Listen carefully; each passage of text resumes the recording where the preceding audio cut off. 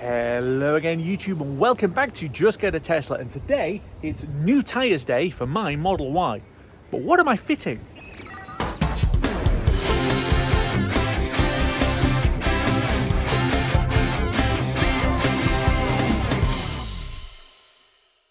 So I've known for a little while that replacement tyres were going to be needed on this car at some point over the winter, and I'm recording this actually in mid-April of 2024, so I've actually got all the way through the winter and out the other side still on the original OEM Hankook summer tyres, but the rears are absolutely shot. I've done 31,000 miles and basically they need to go. So I've been shopping for a little while and trying to have a look at what I'm going to do.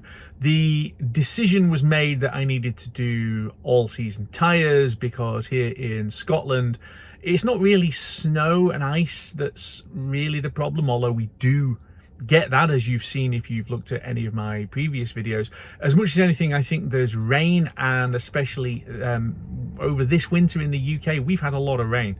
And I'm saying that with the northeast of Scotland being the sunniest part of the entire country through the winter. So don't believe everything you hear about the weather in Scotland being awful, because it isn't. But all season tyres make the most sense. In essence then, I had a choice of two different tyres. I could have gone for Michelin Cross Climate 2, which get rave reviews from lots of people on Facebook groups and in other places, so they are the obvious thing to go and do.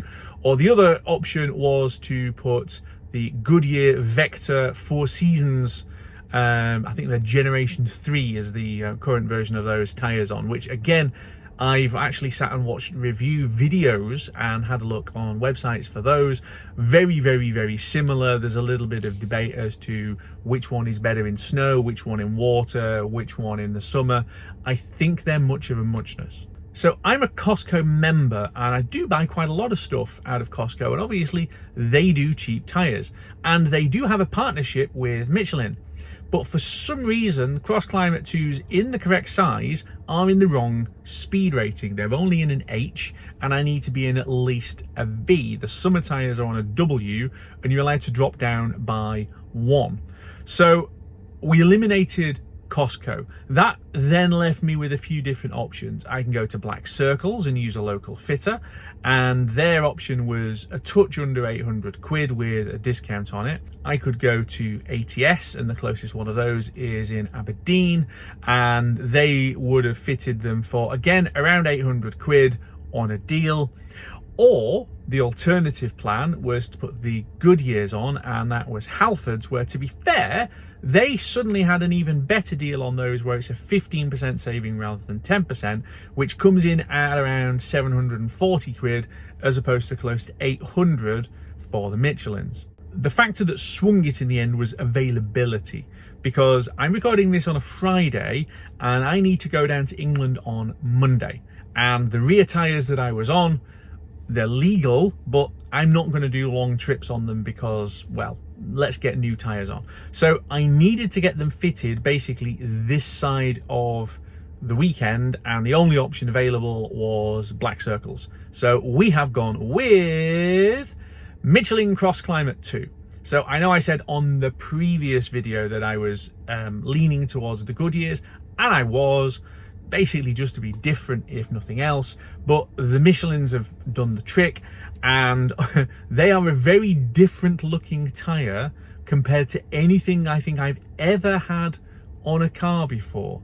They really are completely different, and that's going to be interesting to see basically how they perform. So there's a number of different things that we are considering on this. We want to understand rolling efficiency, and the Michelins are rated very good, better than the Goodyears. We want to understand handling, and we want to understand basically things like noise. So as I go forward on these new tyres, I am going to talk to you about those things as we go, so that we can get a feel for what all seasons are like on an EV.